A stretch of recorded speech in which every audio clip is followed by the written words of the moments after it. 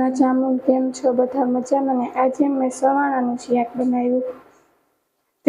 તેલ મૂકી દેવાનું કઢાઈમાં, તેલ થઈ જાય એટલે જીરાનો અને મેથીનો વઘાર કરી નાખવાનો।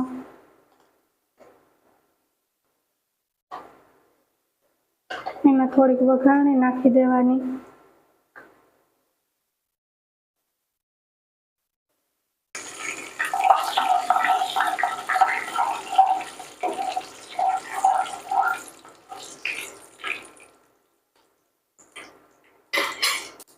એ પાકી જાય તેલમાં એટલે ડુંગળી નાખી દેવાની।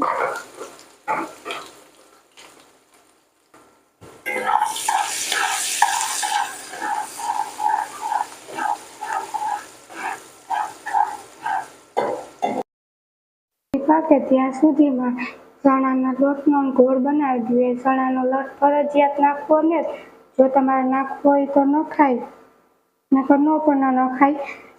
ચણાનો લોટ નાખીએ તો ગ્રેવી થોડીક થીક થાય, નકર ગ્રેવી પાણી જેવી થાય। ચણાનો લોટ નાખી એમાં ચટણી નાખવાની, ચટણી નાખીને થોડીક હળદર નાખવાની, થોડુંક મીઠું નાખવાનું સ્વાદ અનુસાર પ્રમાણે, ધાણા જીરાનો ભૂકો નાખવાનો, થોડુંક પાણી નાખીને મિક્સ કરી દેવાનું।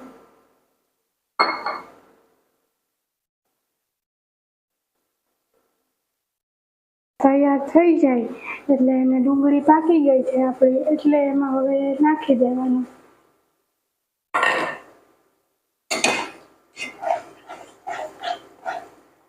અને થોડીક વાર પાકવા દેવાનું એટલે ચણાનો લોટ પાકી જાય એનો।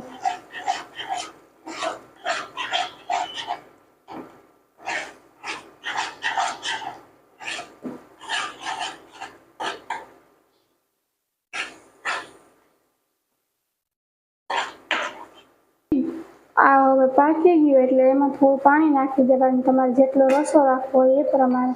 તો પાણી મીડિયમ નાખવાનું, નહીંતર પાછું ચણાનો લોટ નાખ્યો ને એમાં કાંઈ પણ ફાયદો નહીં કરે, ગ્રેવી છે એ પાણી જેવી થઈ જશે સાવ, એટલે શાક ન ભાવે બહુ। તો હવે આપણી ગ્રેવી પાકી ગઈ, ગ્રેવીમાં હવે આપણે સવાણું નાખી દઈએ। સવાણું નાખીને થોડીક વાર મિક્સ કરીએ।